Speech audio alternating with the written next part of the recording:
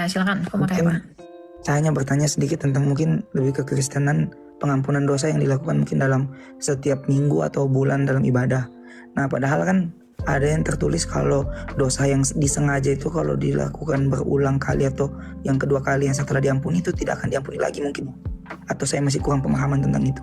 Mungkin itu aja Ya, sih. itu salah, itu yang kamu paham itu salah. Tidak ada dosa yang tidak terampuni. Semua orang pasti berdosa dan mengulang dosa yang sama ketika dia sudah percaya Tuhan. Mau nanya Kak, Silakan. mau nanya gimana menurut Kakak sistem di dalam kekristenan tuh yang apa ya? Konsep Trinitas Kak, mau dengar dari Kakak. Konsep Trinitas. Ya, apa yang mau kamu tanya tentang konsep Trinitas? Jadi begini ya, saya bantu kalian pahami tentang Trinitas ya. Biar kalian mengerti tentang apa sebenarnya Trinitas itu. Ya, kamu siap-siap ya. Saya tunjukin satu gambar yang saya akan olah sebagai argumen buat kalian. Bentar ya.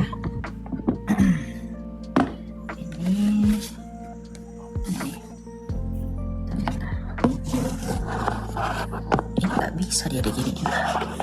Oke nih, bagus. Ya, kamu lihat ya. Ada beberapa orang yang kesulitan untuk memahami Trinitas, ya, ya. Tapi di sini saya bantu kamu memahami Trinitas. Ingat, Trinitas itu bukan penjabaran tentang berapa Allah, tapi Trinitas itu penjabaran tentang bagaimana Allah kita itu yang satu. Dalam Ulangan 6 ayat 4 misalnya dikatakan Allah itu esa, ya. Perjanjian baru juga mengatakan bahwa Allah itu esa. Kalau Allah itu esa dan satu di dalam perjanjian lama dan juga perjanjian baru, lalu bagaimana dengan Trinitas? Trinitas itu berbicara tentang kebagaimanaan Allah. Bagaimanakah Allah kita yang satu itu? Nah, Allah Trinitas berasal dari kata Latin trinutas, berasal dua dari akar kata Latin tres dan unitas, yang artinya tiga dan keesaan. Jadi Trinitas itu adalah ketigaan yang esa dengan sifatnya yang uncompounded singleness. Jadi kesatuan yang tak terjumlah begitu. Ilustrasinya apa? Allah yang esa itu adalah Sang Bapa. Ya, ingat, dalam 1 Korintus 8 ayat 6 dikatakan, bagi kita hanya ada satu Allah saja, yaitu Bapa. Ya, jadi Allah yang esa itu adalah Bapa. Nah, di dalam diri Bapa ini, dia memiliki firman atau logos, yang oleh firman ini dia menjadikan segala sesuatu. Logos dalam bahasa Yunani berarti daya cipta atau ilmu atau kecerdasan. Jadi Sang Bapa yang adalah Allah, di dalam dirinya dia memiliki kecerdasan, yang oleh kecerdasannya itu, ia menciptakan segala sesuatu. Misalnya, berfirmanlah Allah jadilah terang. Berarti Allah Sang Bapa menjadikan terang oleh firman-Nya. Dan firman-Nya itu adalah Yesus. Dan disebut sebagai anak. Selain memiliki firman, Sang Bapa ini juga memiliki roh. Yang oleh roh ini dia menghidupi segala sesuatu. Ayub 33 ayat 4. Jadi Bapa, firman-Nya Bapa, rohnya Bapa, inilah Allah yang esa itu. Atau Tritunggal.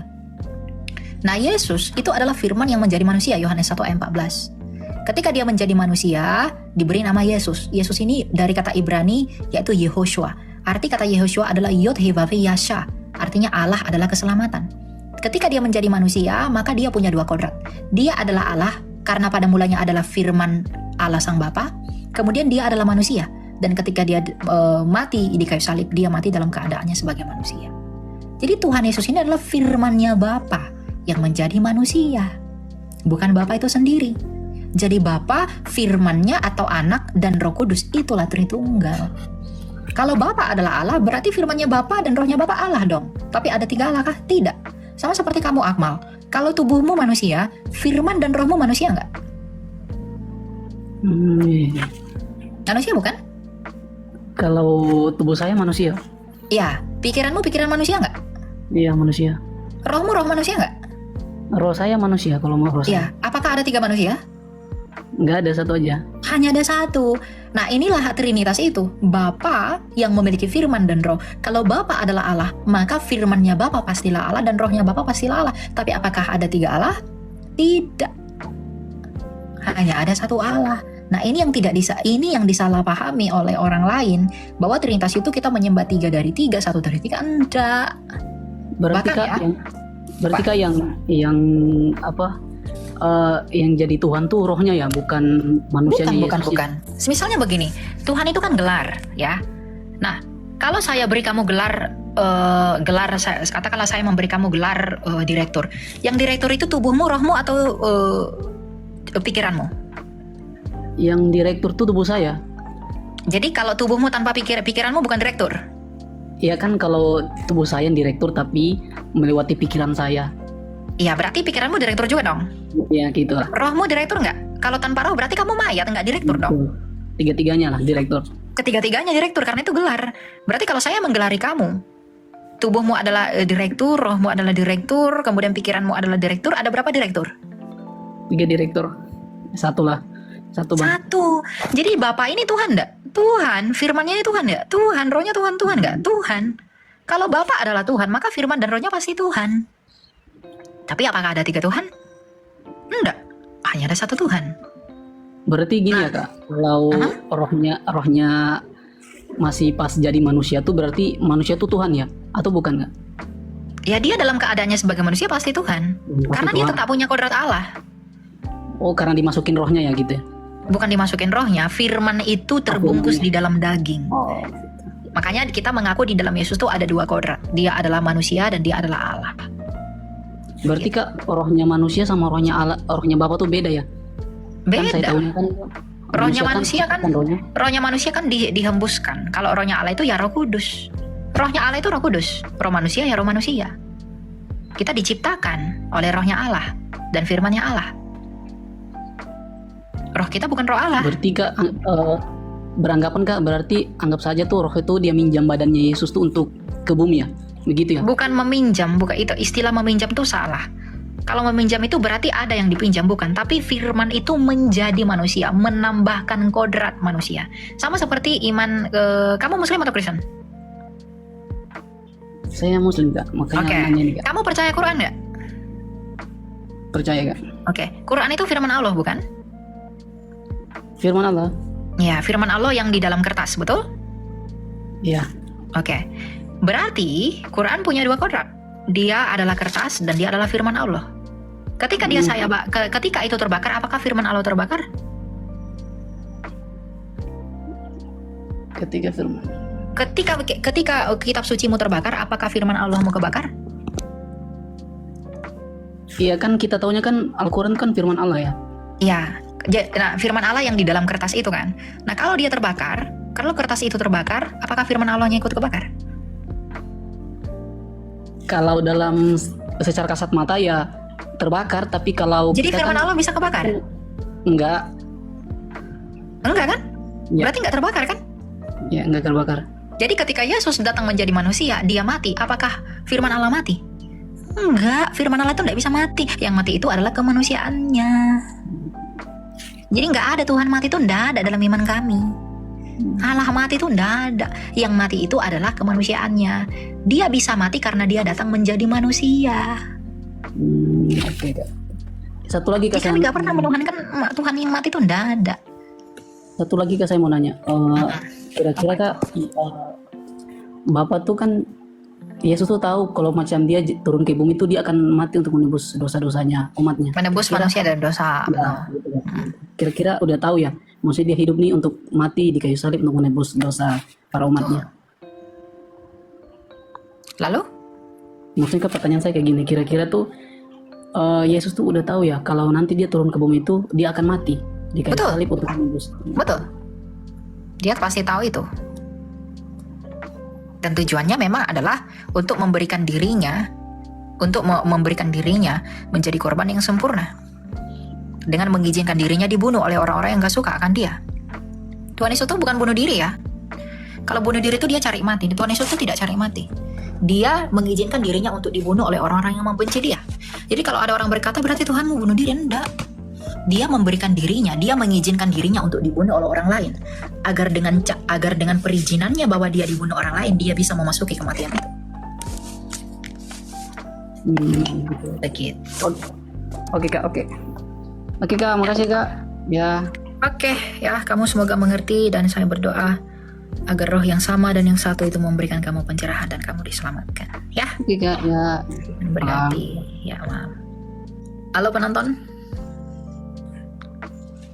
Ya Kak, makasih. Ya, silakan. Kamu mau tanya apa? Saya hanya bertanya sedikit tentang mungkin lebih ke Kristenan, pengampunan dosa yang dilakukan mungkin dalam setiap minggu atau bulan dalam ibadah. Nah, padahal kan ada yang tertulis kalau dosa yang disengaja itu kalau dilakukan berulang kali atau yang kedua kali yang setelah diampuni itu tidak akan diampuni lagi mungkin. Atau saya masih kurang pemahaman tentang itu. Mungkin itu aja Ya, sih. itu salah, itu yang kamu paham itu salah. Tidak ada dosa yang tidak terampuni. Semua orang pasti berdosa dan mengulang dosa yang sama ketika dia sudah percaya Tuhan. Tetapi ada pengharapan pada dia di dalam pengorbanan Kristus tadi, yang kita peringati di dalam perjamuan kudus setiap minggu. Kalau di gereja ada perjamuan kudus, ya. Nah, kalau dikatakan kita mau membuat sengaja dosa, misalnya saya tahu nih bahwa bohong itu dosa, lalu saya berbohong besok, saya berdosa lagi, lalu itu tidak diampuni, bukan. Dosa yang disengaja dalam artian di dalam kitab Ibrani itu setelah dia memperoleh pengetahuan kebenaran itu bukan tentang dosa sekarang, tapi itu dosa yang murtad.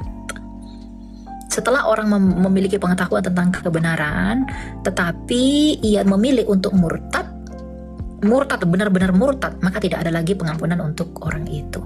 Bukan ketika saya tahu saya berbohong itu dosa lalu saya berbohong dengan sengaja tidak ada pengampunan lagi, bukan begitu.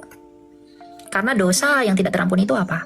Menghujat Roh Kudus, yaitu murtad semurtad-murtadnya. Itu yang dosa tidak terampuni dan tidak mau percaya Yesus. Itu dosa yang tidak terampuni, menghujat Roh Kudus itu. Dosa-dosa yang lain itu tetap diampuni oleh Tuhan. Di dalam apa? Di dalam Yesus Kristus. Makanya dalam 1 Yohanes 1 ayat 9 kita diminta untuk mengaku dosa kita kepada Kristus. Tapi bukan dengan demikian kita semakin bebas buat dosa. Enggak.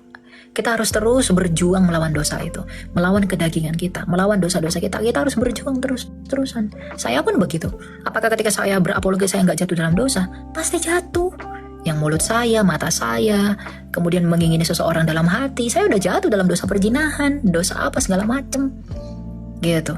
Apakah saya tidak tahu itu dosa? Saya sangat tahu itu dosa. Tapi apakah saya tidak diampuni? Kan bukan begitu. Karena ada pengharapan pada kita yang kita selalu peringati di dalam misteri perjamuan kudus bagi pengampunan dosa-dosa kita, gitu ya. Jadi maksud kalau kamu udah tahu itu kesalahan lalu kamu sengaja lakukan itu maka tidak ada pengampunan lagi, itu bukan tentang dosa-dosa yang lain, itu tentang murtad. Artinya kalau kamu sudah tahu Yesus itu Tuhan, dengan seluruh kebenaran itu kamu sudah mengerti, kamu sudah diterangi oleh Roh Kudus sehingga kamu mengerti Yesus adalah Tuhan dan Dia adalah keselamatan itu, dan kamu sudah mengecap kasih karunia dari Tuhan. Tapi kamu memilih untuk murtad, maka tidak ada lagi pengampunan buat kamu. Ya, kita baca ya. Tuh. Ya.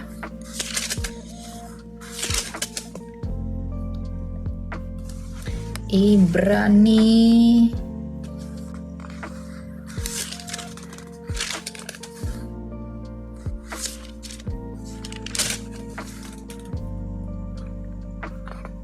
9-nya. Ini Ibrani ini surat yang paling saya suka. Kenapa? Karena dia mana ya yang ku tandai kemarin ya?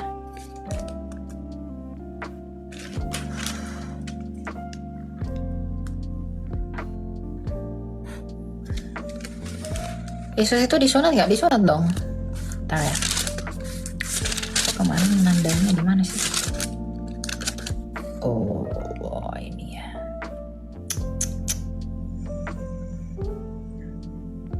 Sabar ya. Kita cari ayatnya. Saya kemarin sudah tandai. Kenapa nggak di sini saya buat ya? Kalau nggak salah dia di 11. Karena iman telah mengingatkan iman. Karena iman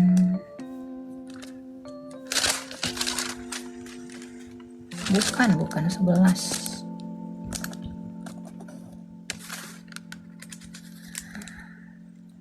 Sabar ya, saya cari dulu. Iya. Saya tahu ayatnya itu cuma di mana ya?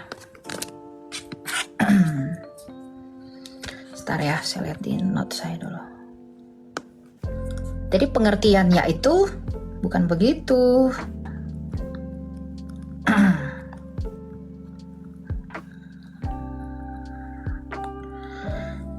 Di dalam Kok itu sih? Tidak ada lagi. Di dalam Ibrani 10 ya, ternyata bukan 11. Salah kalian. Ibrani 10. Mana ini pulpenku nih? Aku harus kasih tanda.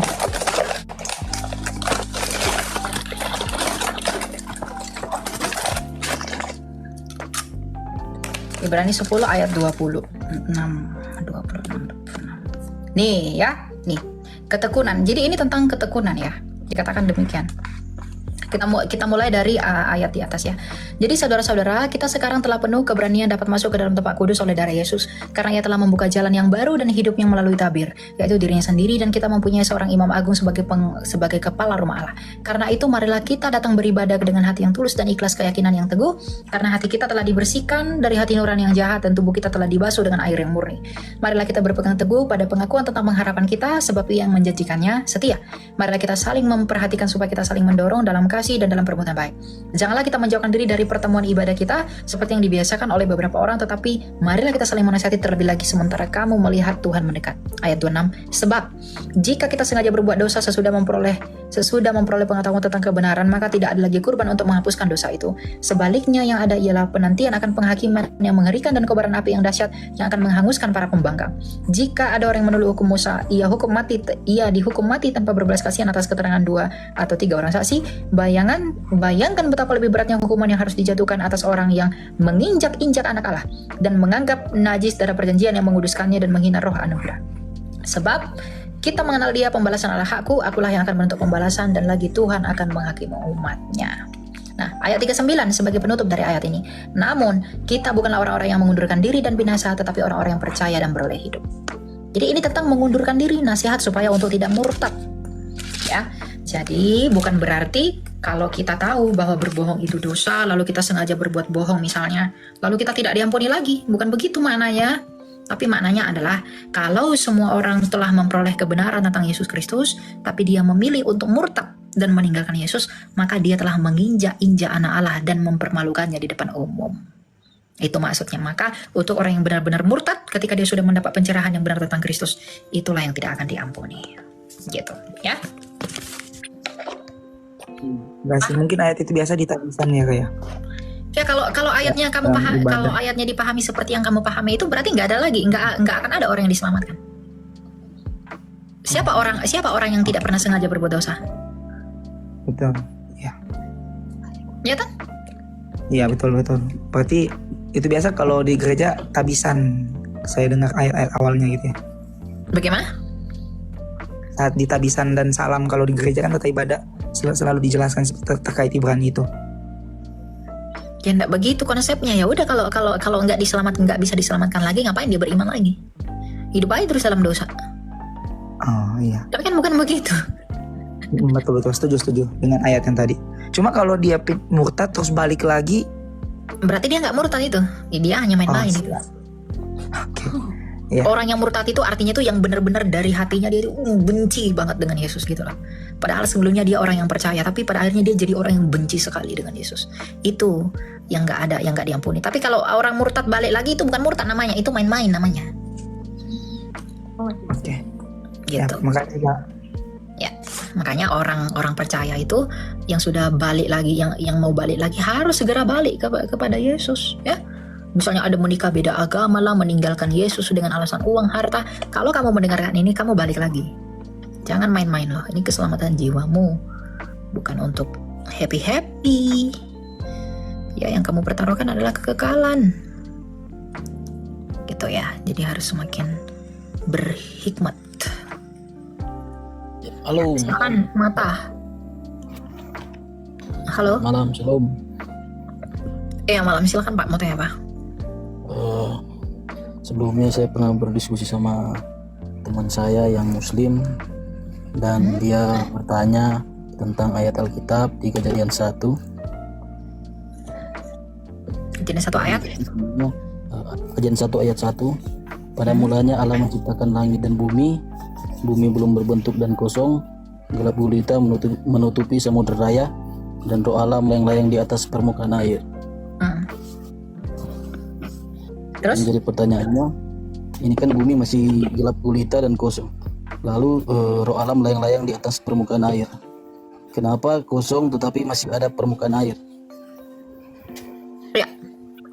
Kenapa kosong masih ada permukaan air? Karena memang pada mulanya sudah ada air di situ. Ia membentangkan semesta ini, sudah ada air, dia bentangkan. Dan dia memisahkan air, maka ada cakrawala. Kita lihat ya. Pada mulanya Allah menciptakan langit dan bumi. Jadi dia menciptakan langit dan bumi artinya dia membentangkan segala sesuatu ya. Dia bentangkan langit, ruang, waktu, segala macam itu dia bentangkan. Lalu diciptakannya juga bumi yang kecil ini. Nah, bumi itu bagaimana? Bumi yang dibentuknya itu ternyata belum berbentuk seperti sekarang dan masih kosong ya. Nah, gelap gulita meliputi samudra semesta. Jadi masih gelap gulita. Jadi ketika dia membentangkan langit itu ya, ketika langit dibentangkan, bumi diciptakan, masih kosong, masih gelap gulita tuh. Ya, masih gelap gulita, masih kacau balau lah begitu. Lalu kemudian roh Allah melayang-layang di atas permukaan air.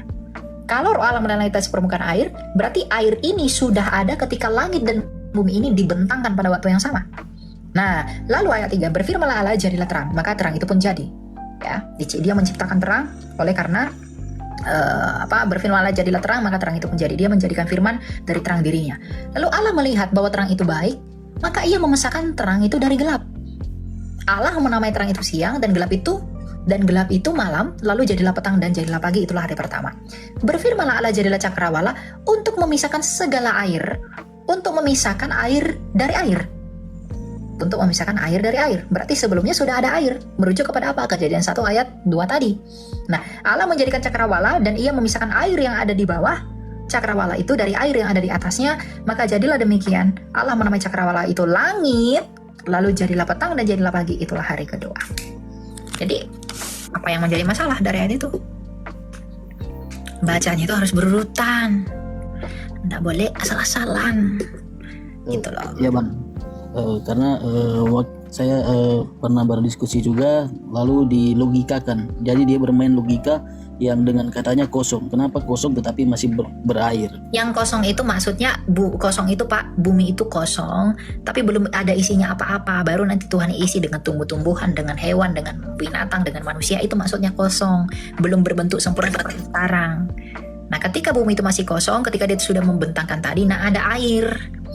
Kosong itu berarti dia kosong, belum ada apa-apa, tapi ada air di dalam bentangan itu. Maka ketika Tuhan menjadikan terang, dia melihat terang itu baik, maka dia juga memisahkan air tadi, yang di bawah dengan yang di atas.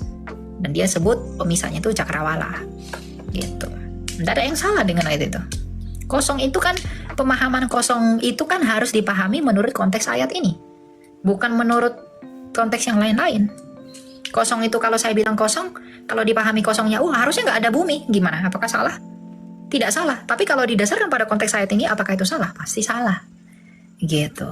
Jadi jangan buat perspektif lain dari cara Alkitab ini mengambil perspektif. Nggak boleh.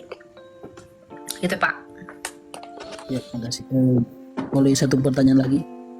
Ya silakan. Apa itu? Ketika manusia sudah dalam kematian, apakah kita akan tetap mengenal orang yang masih hidup di bumi? Ya, di dalam kisah orang kaya dan Lazarus di dalam Injil Lukas, ya, Lukas 19. Di dalam kisah orang kaya dan Lazarus, kita bisa melihat apakah orang itu saling mengenal ketika sudah mati. Ya.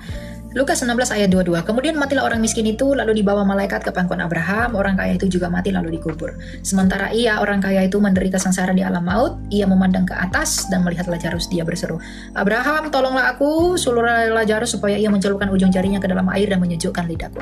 Tapi apa kata Abraham? "Anakku, ingatlah bahwa engkau telah menerima segala yang baik sewaktu hidupmu, sedangkan Lazarus segala yang buruk. Sekarang di sini ia mendapat hiburan dan engkau sangat menderita. Selain itu, ada benteng yang tak terseberangi."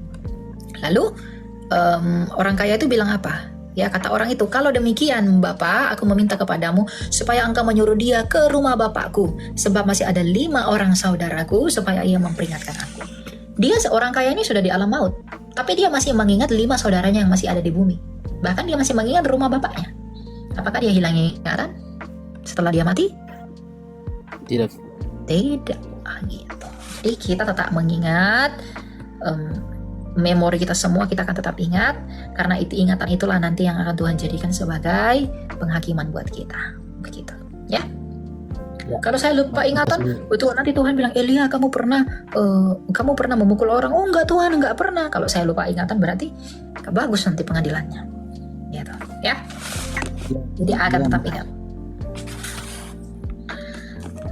Oke, kalau gitu kita lanjut ya. Ya, saudara yang diberkati Tuhan, kita telah mendengar dan menyaksikan acara tanya jawab iman Kristen bersama saudara Elia Miron. Semoga jawaban-jawaban dan penjelasan-penjelasan saudara Elia dapat menjadi berkat bagi kita semua. Nah, saudara yang diberkati Tuhan, Yesus Kristus bagi kita orang Kristen adalah perwujudan sempurna kasih Allah, ya.